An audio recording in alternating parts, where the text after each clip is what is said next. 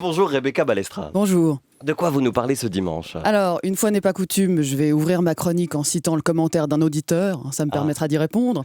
On n'a qu'à dire que de recadrer des youtubeurs, ce sera mon petit rituel du dimanche du beau parleur. Ça et ma chiasse de stress d'avant l'émission. Donc, c'est un auditeur qui a commenté le fait que dans ma dernière intervention ici, j'ai dit que j'étais jolie. Oui. Il a écrit, je le cite, « Jolie, 3 petits points, les fleurs, ça coûte pas cher quand tu te les envoies toi-même. » Alors si, figurez-vous que ça coûte plus cher quand on se les envoie soi-même que quand on les reçoit. Vous voyez, c'est tout ça. Vrai. Puis franchement, c'est sympa de se jeter des fleurs à soi-même, ça change, plutôt que de se répéter à tout bout de champ qu'on est une merde. Ça fait du bien de se caresser le poil de temps en temps. Puis surtout, on est d'accord, c'est quand même mieux de s'envoyer des fleurs à nous-mêmes, plutôt que de les envoyer à Hitler, par exemple. Comme Kanye West qui traite des louanges aux nazis sur toutes les plateformes et qui s'évertue à dire qu'Hitler a fait des trucs formidables. Alors à ce compte-là, on pourrait également rajouter qu'il y a le Qatar aussi, qui est en train de faire une magnifique Coupe du Monde, Poutine, qui a donné son nom à un plat québécois très goûtu, Blocher, qui a une très belle collection d'art qui vaut le détour, Weinstein qui a quand même produit Amélie Poulain, film fabuleux, Weinstein, non ça j'ai déjà dit, TikTok qui donne des cours de striptease gratuits à nos enfants, merci, Oui. Sans oublier l'Arabie Saoudite qui a la gentillesse de proposer d'accueillir les Jeux Olympiques d'hiver dans son désert, voilà.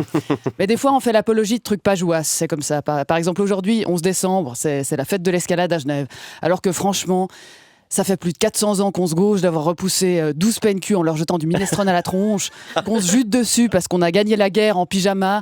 Move on, c'était en 1602. Aujourd'hui, il y a 90 000 Français qui passent la frontière tous les jours. Sans eux, il n'y a plus de resto, il n'y a plus d'hôpital. Sans les frontaliers et leur pays qui se cassent la gueule, on ne pourrait pas faire nos courses à prix fracassé à Ferney-Voltaire.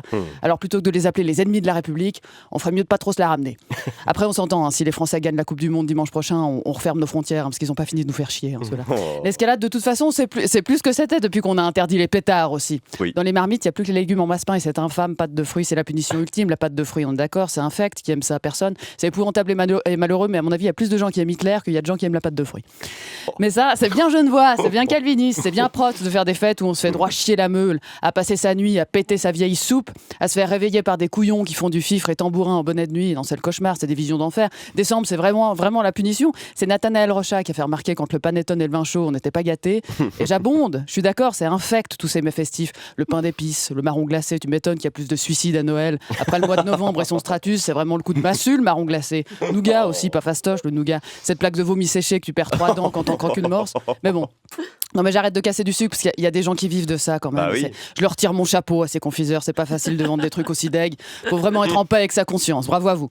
Bref, tout ça pour dire qu'on a une drôle de manière de célébrer les choses à Genève. En hiver, on tire des boulets de canon. En été, on fait des monstres feux d'artifice qui font mourir de stress les oiseaux et les poissons et qui font se chier dessus tous les bichons maltais de la ville. On fête le jeune genevois aussi, jour donc on est censé jeûner, mais également, tenez-vous bien, manger de la tarte aux pruneaux. Donc bonjour les intestins, je vous cache pas que le jeune pruneau, c'est un assez gros défi pour le transit, hein, c'est gratiné. Là, il n'y a pas que les bichons maltais qui se font dessus, je peux vous dire. À Genève, on baptise les rues avec des noms de grands hommes racistes et misogynes également. Ça aussi, ça c'est gratiné. Parce que c'est pas que je veux les rayer de la carte, hein, on s'entend, on n'efface pas l'histoire. Mais en général, quand on nomme une école ou un boulevard avec le nom de quelqu'un, c'est pour célébrer son œuvre, lui dire bravo l'artiste. Alors enfin, si nos choix pouvaient se porter sur des gens sympas, ce serait sympa. Il y en a qui s'offusquent parce qu'on féminise les rues aussi. Alors d'un côté, je peux les rejoindre, si vous voulez. C'est vrai qu'on se fait pas honneur avec ces plaques violettes immondes. Hein. C'est une couleur impossible à prendre au sérieux tellement elle est laide. Alors ça aide pas, je vous l'accorde, on a l'air con. Mais ces nouvelles plaques, elles sont quand même inspirantes. Elles donnent envie de faire des grandes choses, de prendre la place qu'on veut prendre. C'est joyeux. Puis tous ceux qui râlent, alors vraiment, pas d'inquiétude. Là, moi, en ce moment, je bosse au Théâtre du Poche, rue Marcel de Quinzac, numéro 7, anciennement rue du Cheval Blanc. Et ce pauvre Cheval Blanc, rassurez-vous, il s'en remettra. Karl Vogt aussi. Il va se retourner 2 fois dans sa tombe. Il pestera encore 5 minutes en disant que les femmes et les noirs sont des êtres inférieurs. Puis peut-être qu'après, il se remettra en question et qu'il se dira j'ai trop déconné. Non, déboulonnons Karl Vogt, mettons je sais pas qui à la place, Johanna Schneider, qui se fera aussi déboulonner dans 10 ans parce qu'on aura. Qui se fera aussi déboulonner dans 10 ans parce qu'on aura appris qu'il roule en Tesla, salopard, et qu'il n'y a rien de pire que les batteries au lithium, Satana Schneider. Bref, on trouvera bien quelqu'un, mais déboulonnons et arrêtons de glorifier des gros cons. Et comme c'est ma dernière chronique de l'année, je pars en feu d'artifice parce que tout ce chenille, moi, vous voyez, tout ce folklore, moi, ça me prend quand même aux tripes. Parce que Genève, c'est mon centre, c'est là d'où on vient, mon accent de merde et moi.